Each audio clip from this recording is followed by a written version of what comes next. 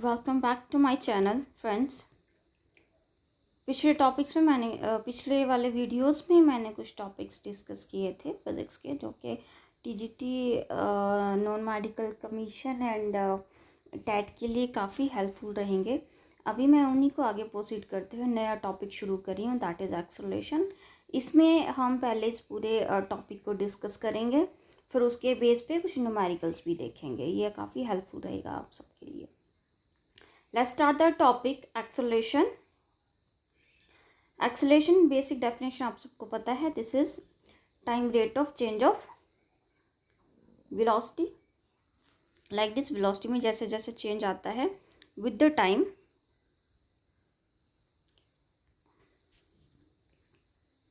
wait a second, with the time उसको acceleration बोलते हैं।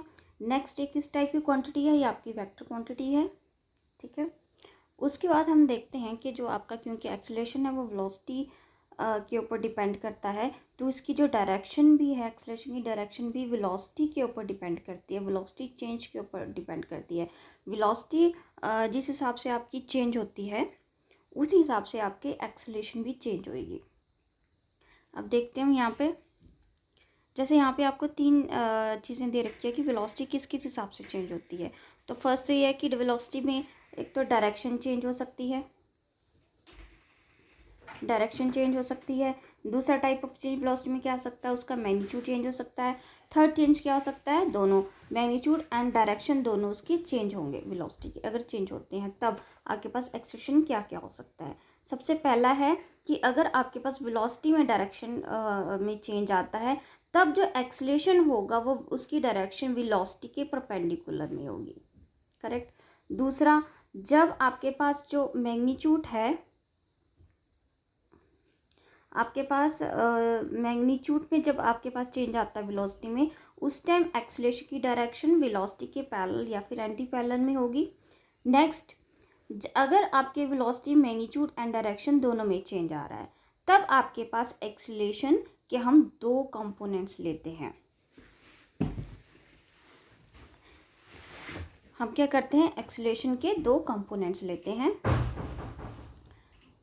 पहला एक कंपोनेंट क्या होगा, वेलोसिटी के परपेंडिकुलर में होगा, और जो दूसरा कंपोनेंट होगा उसकी डायरेक्शन वेलोसिटी के पैरेलल या फिर एंटी पैरेलल होगी, करेक्ट। इनके एग्जांपल्स क्या है, जो फर्स्ट केस है जहाँ पे डायरेक्शन चेंज हो रही है, उसका एग्जांपल आएगा uniform circular motion. Uniform circular motion में वेलोसिटी की डायरेक्शन चेंज होती है और एक्सेलरेशन की डायरेक्शन वेलोसिटी की डायरेक्शन के परपेंडिकुलर होती है।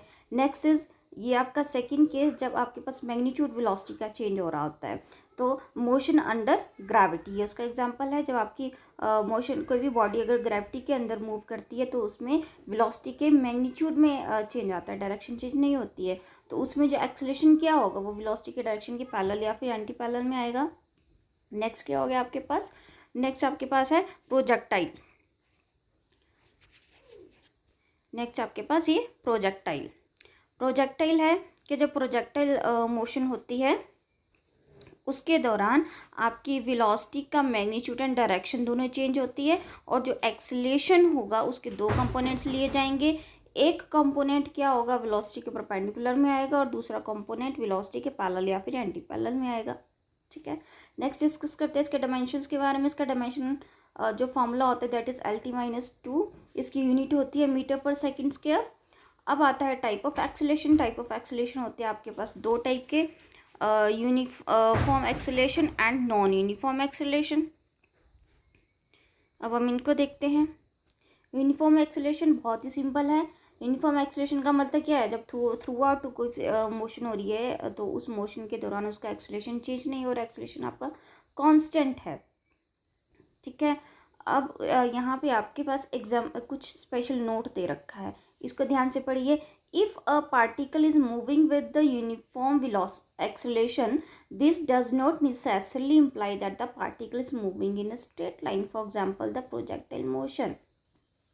यानी कि अगर कोई बॉडी स्ट्रेट पाथ पे मूव कर रही है, उसके लिए ज़रूरी नहीं है कि बॉडी का जो एक्सेलरेशन सिर्फ उसी सिचुएशन में यूनिफॉर्म हो। स्ट्रेट लाइन में ही ज़रूरी नहीं है कि एक्सेलरेशन यूनिफॉर्म हो, उसके अलावा जो प्रोजेक्टाइल मोशन है, प्रोजेक्टाइल मोशन के दौरान भी एक्सेलरेशन आपका यूनिफॉर्म हो सकता है, होता है।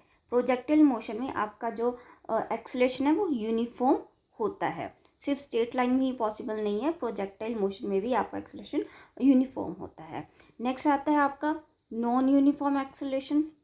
नॉन यूनिफॉर्म सिंपल सी चीज़ है कि पूरे प्रोसेस के दौरान अगर उसका जो एक्सेलरेशन है वो कांस्टेंट नहीं है, वो चेंज होता आ रहा है, यानी कि उसका जो मैग्नीट्यूड या फिर डायरेक्शन दोनों में से कोई एक या फिर दोनों ही चेंज हो रहे हैं, तब वो नॉन यूनिफॉर्म एक्सेलरेशन हुआ। अब करते हैं फॉर्मूले की बात। फॉर्मूला इसमें क्या आ गया, formula acceleration is equal to velocity upon time. Simple सी चीज़ है फॉर्मूला इसका। इंस्टेंटेनियस एक्सेलरेशन क्या हुआ आपके पास, इंस्टेंटेनियस एक्सेलरेशन यानी कि किसी पर्टिकुलर इंस्टेंट के ऊपर जो उसमें चेंज आता है। इंस्टेंटेनियस एक्सेलरेशन मतलब कि एक्सेलरेशन में जो भी चेंज आ रहा है आपके पास, वेलोसिटी में जो भी चेंज आ रहा है पर्टिकुलर इंस्टेंट के ऊपर। नेक्स्ट हम कुछ चीज़ें यहाँ पर डिस्कस करेंगे।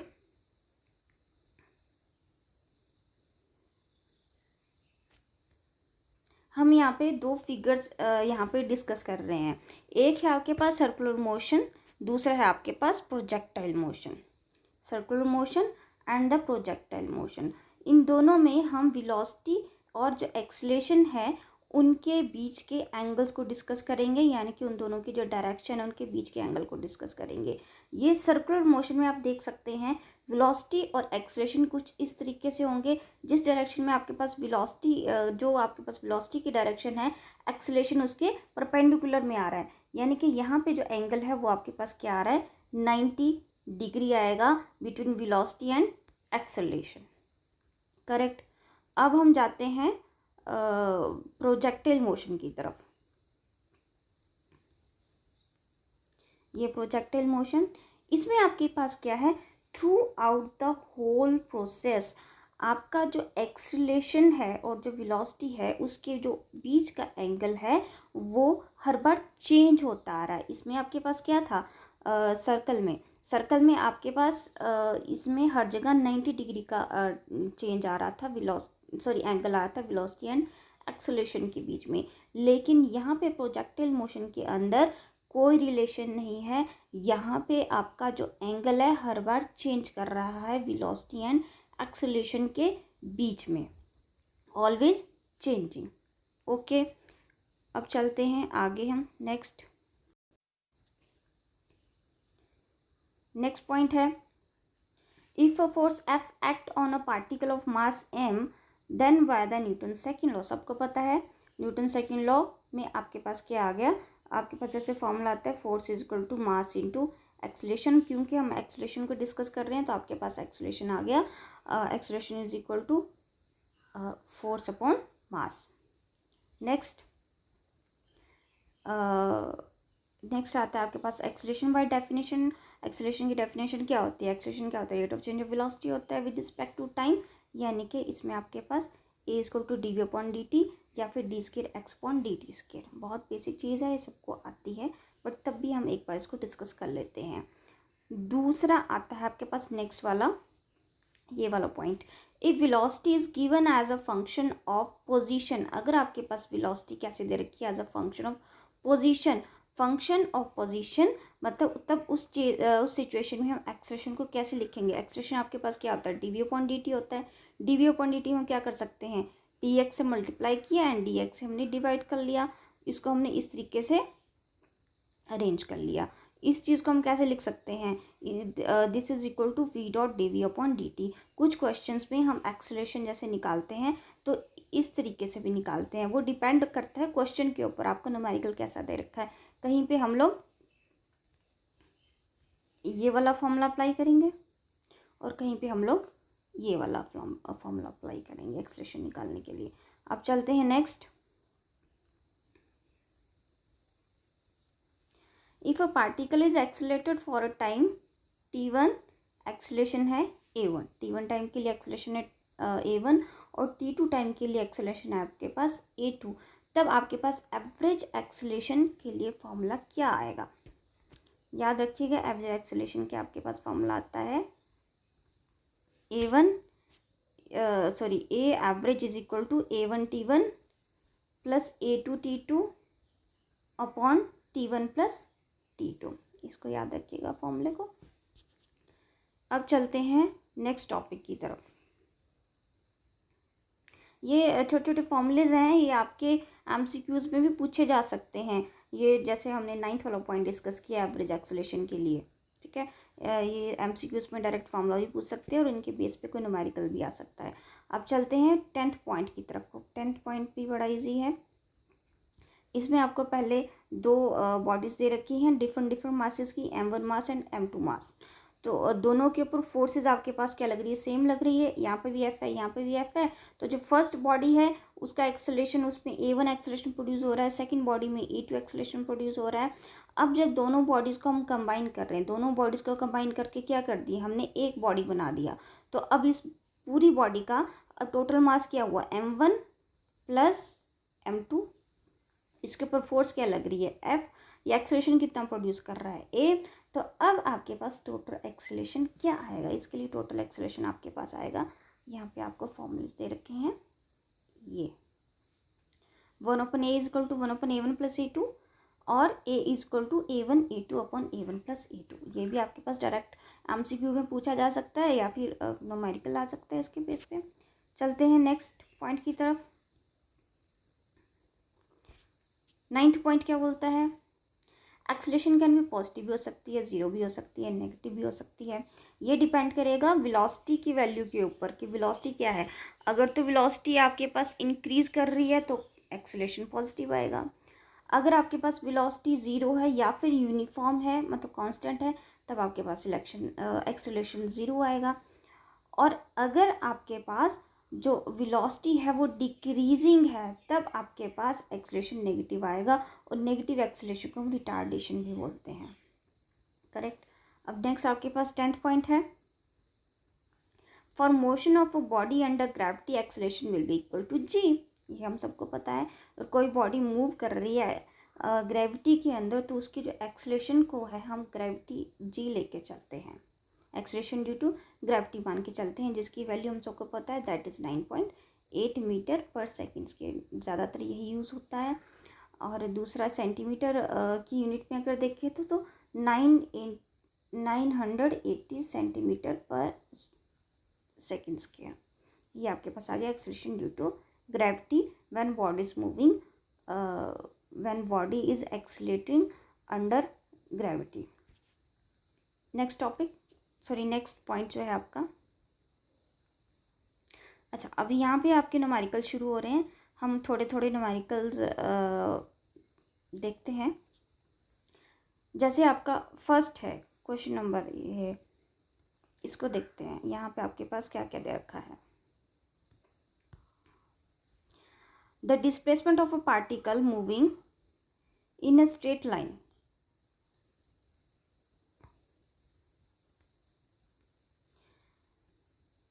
तो यहाँ पे आपके पास डिस्टेंस दे रखा है। डिस्टेंस आपके पास क्या है, 2t²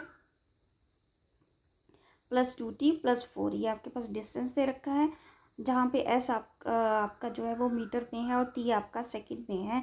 और जो एक्सेलरेशन ऑफ द पार्टिकल इन्होंने पूछा हुआ है, बहुत सिंपल सा क्वेश्चन है। आपको यहाँ पे s दे रखा है, s equal to 2t² plus 2t plus 4। आपको एक्सेलरेशन निकालना है। सबसे इजी है क्योंकि एक्सेलरेशन क्या होता है, डबल डिफरेंशियल ऑफ डिस्टेंस होता है। तो यहाँ पे आप क्या करेंगे, पहले s का डिफ्रेंशिएट करेंगे। s का डिफ्रेंशिएट करेंगे तो आपके पास क्या आएगा, s इक्वल टू है आपके पास 2t² प्लस 2t प्लस 4। जब इसको हम वन टाइम डिफ्रेंशिएट करेंगे, आपके पास वेलोसिटी आ जाएगी 4t प्लस 2। एक्सेलरेशन निकालना है तो इसको फिर से हम डिफ्रेंशिएट करेंगे, आपके पास क्या आ गया 4 और इसकी यूनिट होती है मीटर पर सेकेंड स्क्वायर। तो इसमें जो आपका आंसर है वो ऑप्शंस में, दैट इज आंसर बी। ये आप नीचे क्वेश्चन सॉल्व करके भी दिखा रखा है। नेक्स्ट क्वेश्चन क्या है, the position x of a particle varies with the time t as x is equal to at² minus bt cube. The acceleration of the particle will be 0 at the time t equal to। इन्होंने यहाँ पे आपको distance की equation दे रखी है time की form में, और इन्होंने एक चीज़ गिवन दे रखी है। गिवन क्या है कि एक्सेलरेशन हमारा 0 है।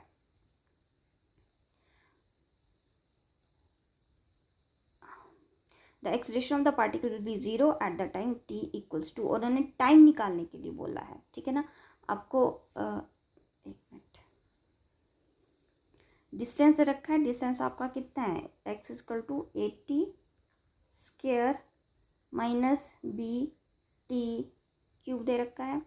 दूसरा इन्होंने एक्सेलरेशन आपको बता रखा है कितना है, 0 है।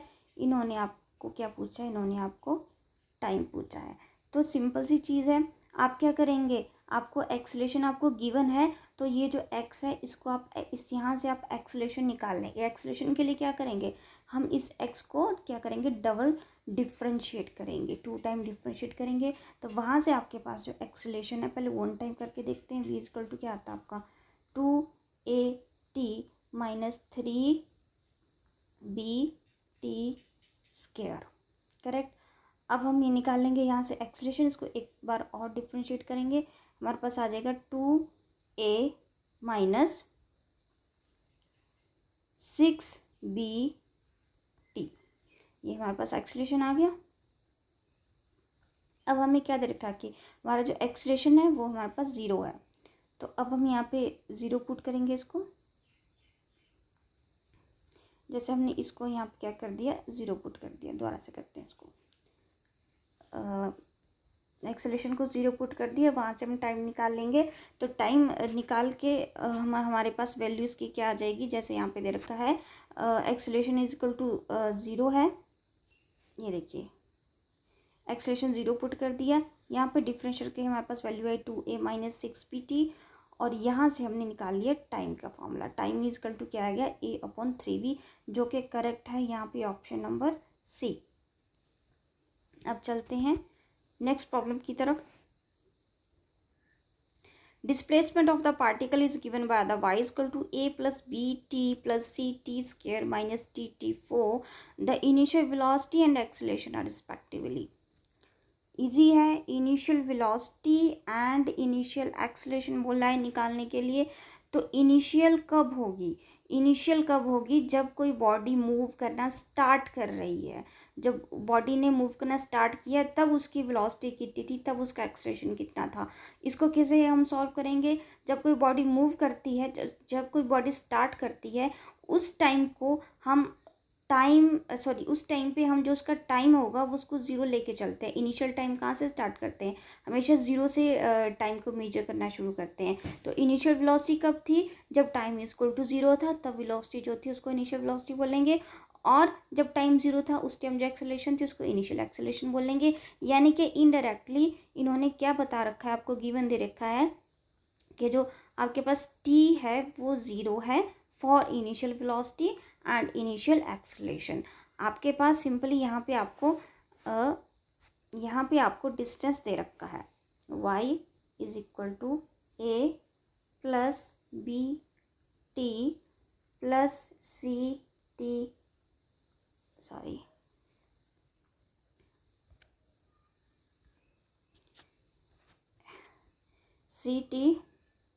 स्क्वायर माइनस dt4 दे रखा है। इसको एक बार डिफरेंशिएट करेंगे, आपके पास v आ जाएगा, और इनिशियल वेलोसिटी निकालनी है, यानी कि टाइम आपके पास क्या आएगा, 0। तो आपको v निकालना है, उसमें टाइम 0 पुट करना है, वहाँ पे आपके पास v की वैल्यू निकल आएगी। और फिर आपको ये जो वेलोसिटी वाली इक्वेशन होएगी इसको डिफरेंशिएट करना है, वहाँ से एक्सेलरेशन निकल जाएगा, उसमें भी आपको t इक्वल टू 0 पुट करना है, तो वहाँ से आपके पास इनिशियल एक्सेलरेशन निकल आएगा, करेक्ट। तो आपके पास सॉल्व करके क्या आएगा, यहाँ पे दे रखा है, यहाँ पे आपके पास जो वेलोसिटी है वो कितनी आ रही है, वेलोसिटी आ रही है b और एक्सेलरेशन आ रहा है 2c। तो आपका करेक्ट आंसर कौन सा होगा, b एंड 2c, यानी कि ऑप्शन c। अब चलते हैं नेक्स्ट क्वेश्चन की तरफ।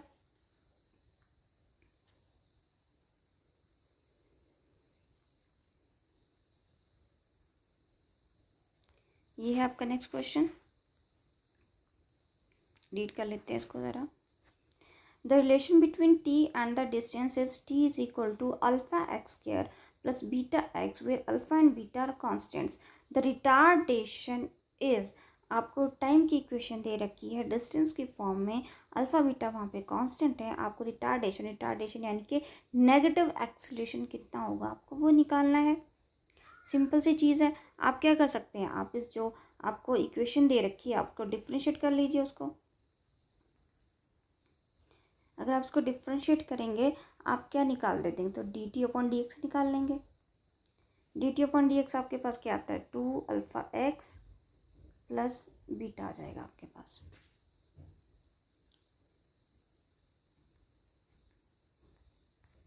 और हमने निकालना है यहाँ पे नेगेटिव एक्सेलरेशन। तो नेगेटिव एक्सेलरेशन के लिए हमने जैसे यहाँ पे D T upon D x निकाल लिया है, तो D T upon D x निकाला है, इसको उल्टा कर देंगे तो हमारे पास D x upon d t आ जाएगा। और वहाँ से हम इसको देख लेंगे हमारे पास क्या आया था, D T upon D x क्या आया था, 2 अल्फ़ा एक्स प्लस बीटा आया था। तो इसको उल्टा करके D x upon d T क्या आ जाएगा, 1/2 अल्फ़ा एक्स प्लस बीटा आ जाएगा। अब इन्होंने क्या पूछा, एक्सेलरेशन पूछा है। एक्सेलरेशन के लिए आप क्या करेंगे, आप हम यहाँ पे अच्छा ये जो d x upon d t आपका वेलोसिटी आया तो इसको आप आगे डिफ्रेंशिएट कर देंगे, d v upon d t निकाल लेंगे, वहाँ से आपके पास एक्सेलरेशन निकल आएगा। एक्सप्लेनेशन हम यहाँ पे आंसर में चेक कर सकते हैं। आपके पास आंसर क्या आ रहा है, -2 अल्फ़ा v क्यूब, यानी कि इसमें जो करेक्ट है वो है, इसमें आपके पास एक माइनस आएगा साथ में। Option A is your correct. अब चलते हैं नेक्स्ट क्वेश्चन की तरफ। If displacement of a particle is directly proportional to the square of time, then particle is moving with a uniform acceleration, b is the variable acceleration, c is the uniform velocity, d is the variable acceleration but uniform velocity। इसमें से कौन सा हो सकता है, इसको आप direct solve करके भी देख सकते हैं अपने हिसाब से। इन्होंने क्या बोला है कि जो आपका डिस्टेंस है वो directly proportional to t square है, तो मतलब डी आपके पास इज इक्वल टू कोई भी कांस्टेंट ले लिए, के टी स्क्वायर हो गया। अब इन्होंने बात की है एक्स, यस आगे हम डिस्कस करके देख लेते हैं। और अच्छा हम इसको वेलोसिटी निकाल सकते हैं डिफ्रेंशिएट करके, तो यहाँ पे आपको 2kT आ गया। तो जो वेलोसिटी है वो टाइम के ऊपर डिपेंड कर रहा है, टाइम चेंज होगा तो वेलोसिटी चेंज होगी, यानी कि यहाँ पे जो वेलोसिटी है वो यूनिफॉर्म नहीं है, तो सी ऑप्शन तो नहीं है हमारे पास करेक्ट, ये वाला क्रॉस। अब नेक्स्ट हम एक्सेलरेशन निकाल के देख सकते हैं। अब इसको डिफ्रेंशिएट कर लेंगे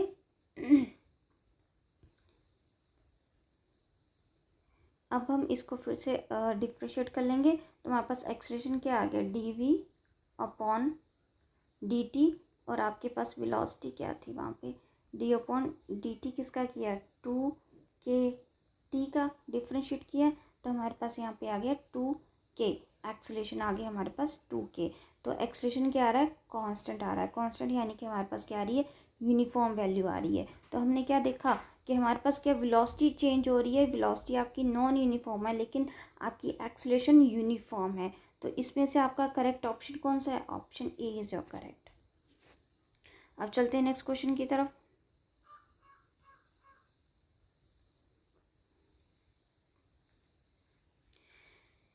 नेक्स्ट क्वेश्चन में बोलते हैं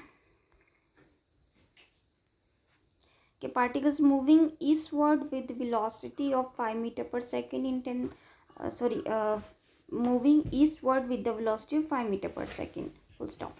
In 10 seconds the velocity changes to 5 meter per second northwards, east की तरफ जा रही है with the velocity 5 meter per second, फिर 10 सेकेंड्स के बाद वो नॉर्थ की डायरेक्शन में जा रही है with the velocity 5 meter per second. अब आपसे एवरेज एक्सेलरेशन उन्होंने पूछ रखा है, आपके पास 4 ऑप्शन दे रखे हैं, उसमें से देखना है आपको करेक्ट ऑप्शन कौन सा है। डायग्राम में देखते हैं ड्रॉ करके, आपके पास बॉडी है वो मूव कर रही है ईस्टवर्ड डायरेक्शन के अंदर यहाँ पे। अब यहाँ पे इसकी वेलोसिटी है 5 मीटर पर सेकेंड। अब ये नॉर्थ की तरफ को मुड़ गई, ऐसे जा रही है, यहाँ पे वेलोसिटी कितनी है 5 मीटर पर सेकेंड है, कितने टाइम के बाद ये है, टाइम दे रखा है 10 सेकेंड्स के बाद। ओके तो ये आपके पास v1 वेलोसिटी है, ये आपके पास v2 वेलोसिटी है। एवरेज एक्सेलरेशन की बात कर रहे हैं, एवरेज एक्सेलरेशन आपके पास क्या होता है, change in velocity upon change in time, del v upon del t। अब आपके पास वेलोसिटी कितनी है, यहाँ पे भी 5 दे रखी है और यहाँ पे भी 5 दे रखी है। अब इसको हम सॉल्व कर लेते हैं। अब इन दोनों के बीच का एंगल क्या है, 90 डिग्री का है। अब हम इसको सॉल्व कर लेंगे, चेंज इन वेलोसिटी निकालेंगे। चेंज इन वेलोसिटी आपके पास आ जाता है del v upon del t। ये आ गया आपके पास del v equal to v2 minus v1 आ गया। हम यहाँ पे मैग्नीट्यूड निकालेंगे, इसका मैग्नीट्यूड निकालेंगे तो यहाँ जैसे नीचे एक्सप्रेशन में दे रखा है v1 square plus v2 square minus 2v1 v2 cos angle कितना है दोनों के बीच में 90 डिग्री। उसको सॉल्व करेंगे तो हमारे पास इस तरीके से आंसर आ जाएगा। हमारे पास चेंज इन वेलोसिटी कितनी आ रही है, 5/2 आ रही है। अब हम एक्सेलरेशन निकाल लेंगे, 5/2 अपॉन टाइम कितना था 10 सेकेंड्स। इसको सॉल्व किया तो हमारे पास आंसर कितना आ गया, 1/√2 मीटर पर सेकेंड स्क्वायर। और जहाँ तक बात है डायरेक्शन की, डायरेक्शन हमने पीछे स्टडी किया था। इसमें आपके पास क्या चेंज हो रहा है, इसमें आपके पास वेलोसिटी का मैग्नीट्यूड तो चेंज नहीं हो रहा है, आपके इसमें सिर्फ डायरेक्शन चेंज हो रही है। तो हमने पीछे क्या देखा था कि अगर वेलोसिटी में सिर्फ डायरेक्शन में चेंज आ रहा है तो एक्सेलरेशन की वैल्यू उसके परपेंडिकुलर में आएगी। तो इसलिए आपके पास जो एक्सेलरेशन है वो किस डायरेक्शन की तरफ है, वो नॉर्थ वेस्ट की तरफ है।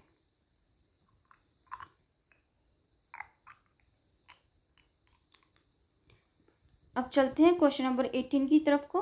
क्वेश्चन नंबर 18 में बोलते हैं कि a body starts from the origin and move along the x axis such that the velocity at an instant is given by 40 cube minus 2t, where t is in second and velocity is in meter per second.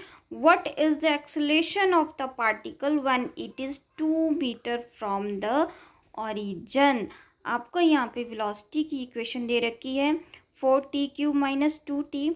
आपको distance दे रखा है 2 metre के distance पे आपका acceleration कितना होगा। सबसे पहले क्योंकि आपको इन्होंने वेलोसिटी दे रखी है, वेलोसिटी से आप एक्सेलरेशन निकाल लीजिए, यानी कि आप वेलोसिटी को डिफरेंशिएट करेंगे, वहाँ से आपके पास एक्सेलरेशन निकल आएगा a is equal to dv/dt।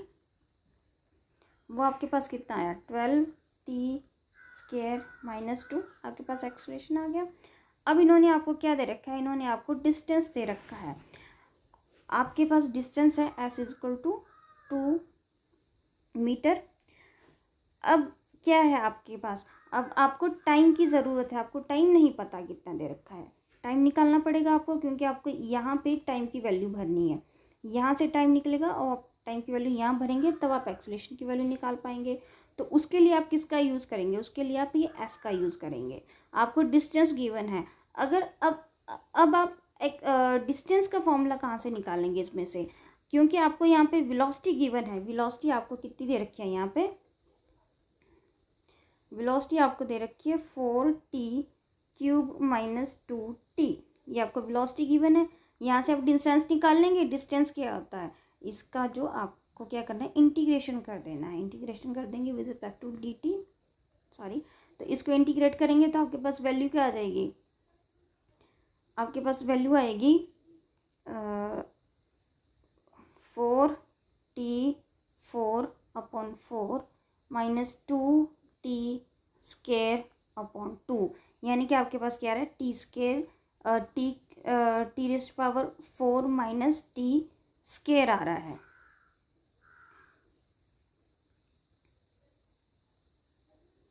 जैसे आप यहाँ पे देख सकते हैं, यहाँ पे हमारे पास क्या आ रहा है वैल्यू में t4 माइनस टी स्क्वायर, और डिस्टेंस आपका कितना है 2 है। तो वहाँ से अगर हम सॉल्व करेंगे तो t हमारे पास क्या आएगा √2 आएगा। अब इस √2 को हम एक्सेलरेशन वाले फॉर्मूले में पुट करेंगे। एक्सेलरेशन यहाँ पे इस तरीके से निकाल रखा है, ये आपके पास एक्सेलरेशन डिफरेंशिएट करके निकाल रखा है 12t स्क्वायर माइनस 2, और वहाँ से √2 की वैल्यू उठाएंगे, टाइम की वैल्यू उठाएंगे, √2 इसमें भरेंगे और आपके पास आंसर क्या आएगा 22 metre per second square. So correct answer है आपका बी।